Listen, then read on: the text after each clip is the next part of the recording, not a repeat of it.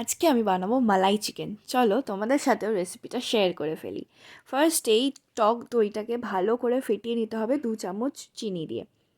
তারপরে আমি এখানে চিকেনটাকে ভালো করে ধুয়ে এখানে ফার্স্টে অ্যাড করে দিচ্ছি 1 কাপ মতন দই, 1/2 চামচ গোলমরিচ গুঁড়ো আর নুন। তারপরে এইগুলোকে খুব সুন্দর করে ম্যারিনেট করে কিছুক্ষণের জন্য রেখে দিতে হবে। তারপরে আমি এখানে লম্বা লম্বা করে পেঁয়াজ কেটে নিয়েছি, 2টো লঙ্কা নিয়েছি আর 8টা 9টা মতন রসুন নিয়েছি আর 2 চামচ ভাঙা কাজু। পরে একটু তেল গরম করে সেখানে দিয়ে দিয়েছিলাম এলাচ, তারপরে দিয়েছিলাম পেঁয়াজ আর রসুনগুলো। সেগুলো একটু ভাজা ভাজা হয়ে গেলে আমি দিয়েছিলাম কাঁচা লঙ্কা আর কাজুগুলো। সেগুলোকে খুব ভালো করে 10-15 মিনিট ধরে ভেজে নিতে হবে। ভাজা ভাজা হয়ে গেলে দিয়ে দিয়েছিলাম নুন। সব জিনিসগুলো যখন খুব সুন্দর করে ভাজা হয়ে যাবে, পুরো ব্রাউনিশ হয়ে যাবে, তখন জিনিসটার একটা খুব সুন্দর পেস্ট বানিয়ে নিতে হবে। এখানে আমার পেস্টটাও রেডি হয়ে গেছে। তারপরে আমি একটা কড়াইতে তেল গরম করে ওখানে দিয়েছিলাম 2 চামচ মতন বাটার। দেন দিয়েছিলাম 2টো তেজপাতা, ইলাইচি আর এইগুলোকে খুব সুন্দর করে একটু ভেজে নিয়েছিলাম। এইগুলো ভেজে নেওয়ার পর তারপরে এর মধ্যে দিয়ে দিয়েছিলাম আমাদের আগের থেকে বানানো পেঁয়াজ আর কাজু বাটাটা।